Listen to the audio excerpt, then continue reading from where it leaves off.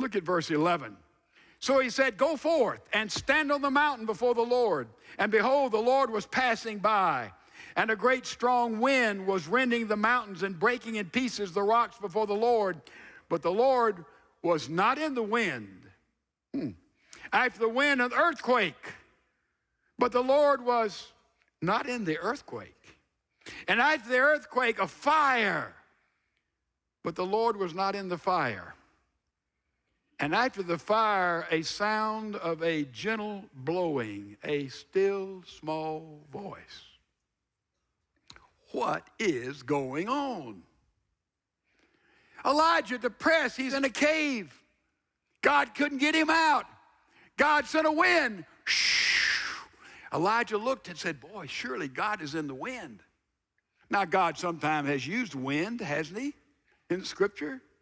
You read the Bible, there's many examples. God speaks in the wind, the power of the wind. But God wasn't in this wind. And then God sent an earthquake. I'm telling you, get an earthquake, that gets our attention. The ground starts shaking and splitting. But God wasn't in the earthquake.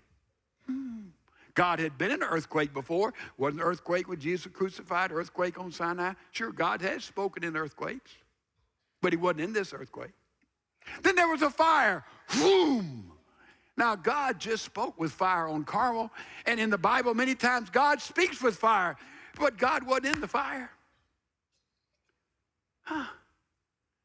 And then God spoke to Elijah when he came out of the cave in a still, small voice. He whispered to Elijah. And after he whispered to Elijah, Elijah came out of the cave, and the scripture said he took his mantle and he wrapped it around his face. Why did he do that? Out of shame and out of reverence. What is God saying to Elijah? He's saying, Elijah, you have been a part of a lot of supernatural things. Had he not?